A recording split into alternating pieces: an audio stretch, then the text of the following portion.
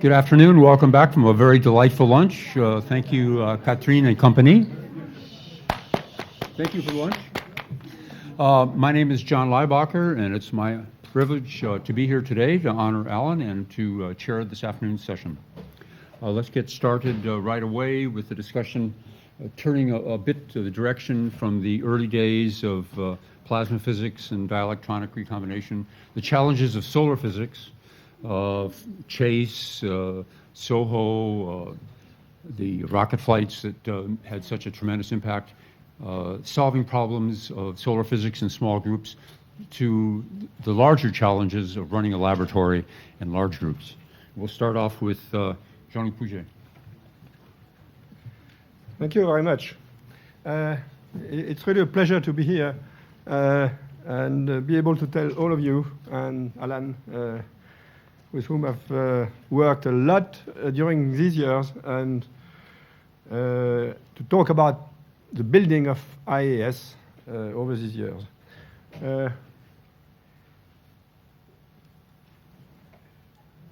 So, first of all, I put two L's to your first name almost everywhere, which is not to make it maybe a bit richer, but that was not intentional. So sorry about that.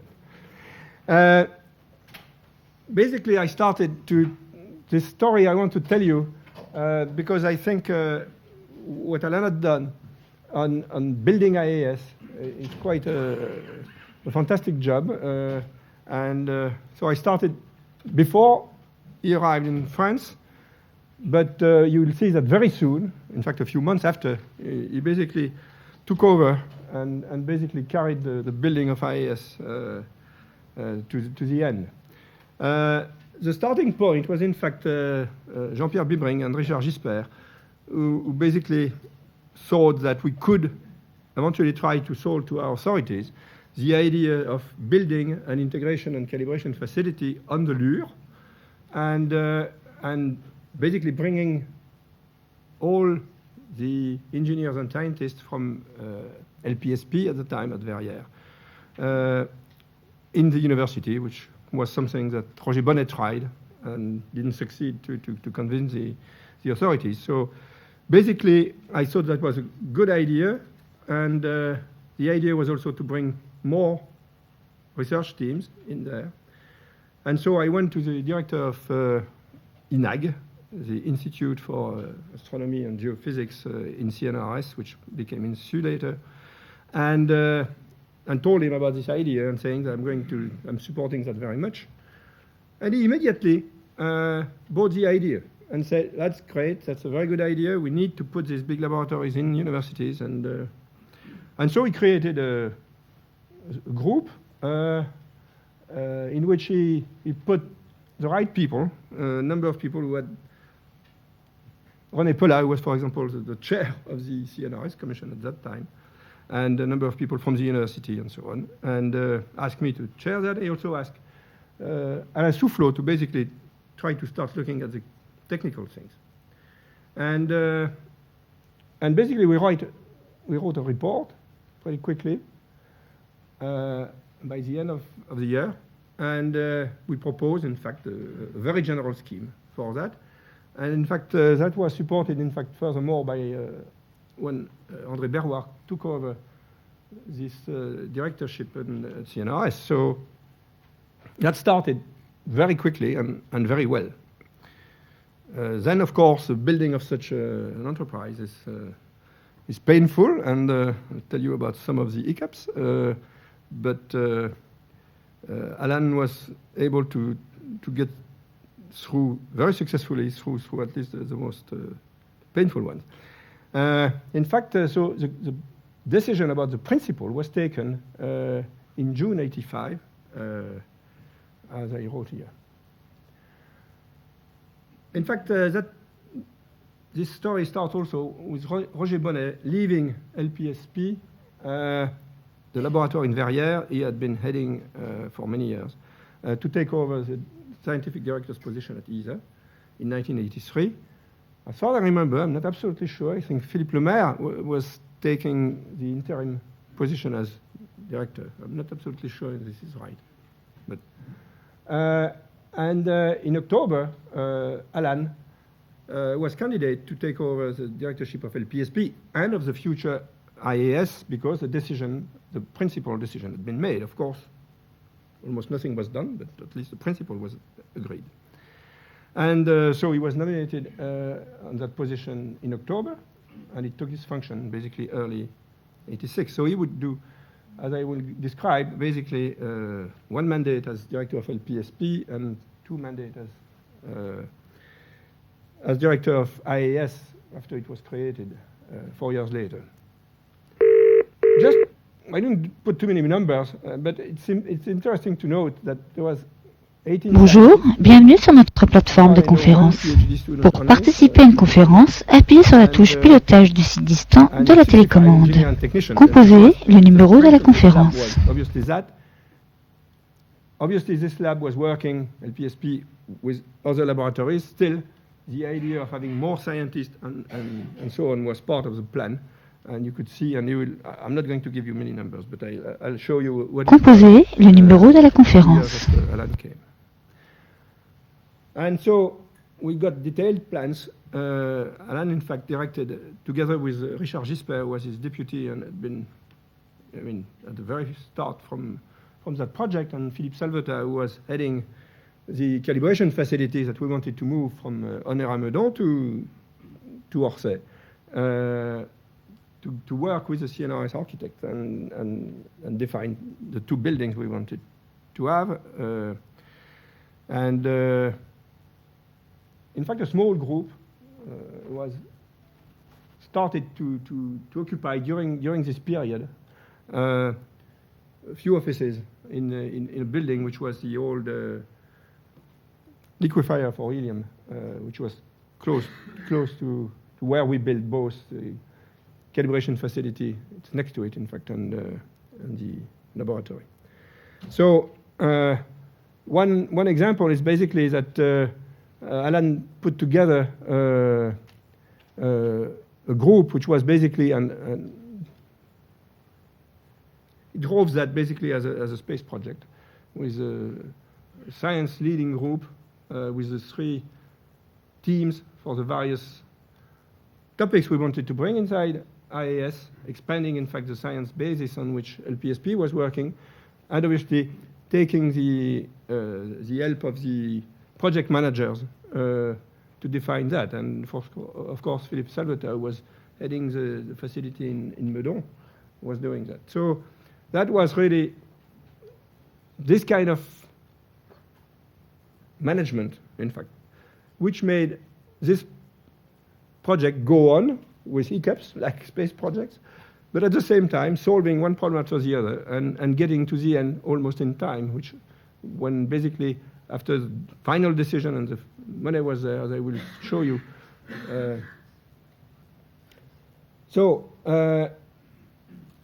His first term was basically probably a pretty complicated one for him because he was directing the lab at Verrières, was building experiments and doing their work, and of course there was a building of the buildings and development of what was in Orsay, and that lasted basically during almost the full time he was still at LPSP. Now the first term, which started at 1990, we still didn't have the full thing. In fact, it's only in 1990s that we got the first building, the calibration facility, and it's only in 92, so it's almost at the end of this first mandate that we got everything together. At the end of that, in fact, we had now 30 scientists with the new teams we brought together, plus basically a number of young people we hired. So the rise was quite amazing, in fact. Basically, starting from 1990, good part of some of the teams were inside one of our buildings, the calibration facility, and the rest was still in Verrières. It's only in 1992, April 1992, that the IAS building, as many of you know it, was finished. And in fact, going back to the plans, when basically the full funding was agreed, the end of that was planned for the end of 91. So it was really not bad. In fact, the building itself went very smoothly and pretty fast. Now, there have been a number of problems. Was a pretty dramatic one in the building, the first building, because the construction got a pretty big accident in a wall. They were building falling and hurting people and so on. So it was something which was not really our responsibility, but still a problem. There was another one, of course, that the funding which was agreed had been underestimated when we got the real cost of the building. And so basically the third floor could not be built. So what Alan decided is that we would limit the building, which will cut it, and basically this third floor was not built. Now, science was ongoing, and basically, as we were increasing the number of people and the pressure was obvious that we needed this floor, he started immediately requesting funds from the so-called collectivité locale, with the department and the Région Île-de-France, to build the third floor. These kind of things are pretty tricky. You need to know the system, and him coming from outside and so on dealt with that very well, because that was not the most trivial thing to do, and he got the all funds for the third floor, and I could not find the date at which the third floor was built, but it went fairly well. In fact, my worry, for example, at that time was basically that we would basically have to live without the third floor. Now, I just want to, I'm not going to talk to you about science. You will hear a lot about what Alan has done in his career, and of course, is very big on that, and you will hear a lot about that. But very quickly, in the second term, in fact, in the 2 terms at IAS, science was in this institute in Europe, taking a very major part of what Roger Bonnet had created, leaving LPSP, which was the Horizon 2000 project. And in fact, if you look at it, ISOCAM, which was decided just before, was calibrated in Orsay. It didn't use the lure beam, so people might have thought at that time that we had sold them something with the necessity to be in Orsay, to be near the lure, which was not necessarily what we needed, but obviously coming to SAW and XMM later, it was very obvious that that was needed, and that was very much used.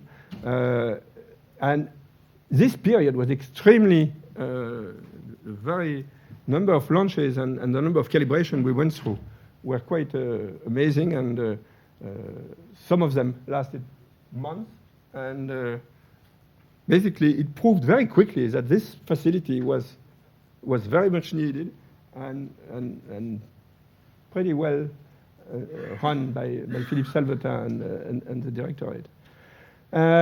So let me just finish with saying that basically Alan, although still doing a lot of science, had been really building IAS. And the idea came just before he came here. But obviously he came to build it, and he did build it. And I think it takes a vision for this kind of things, and a vision of what would be needed 10 or 15 years later. So from that, that was recognized to be a success, including bringing more scientific fields, bringing students, link with the university, and so on. And I think Alan, as a builder and as a having a vision of the field is what I wanted to share with you, and thank him for what he has done in putting this idea, which was in the few months before he came, as a reality. Thank you.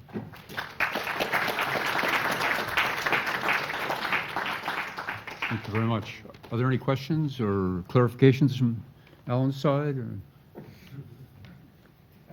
I just like to make the point that the third floor was not just the collective Kyoto, it was Uh-huh. also the university. Oh, the university. The university contributed in important way. It was probably not easier than getting it from. No, no.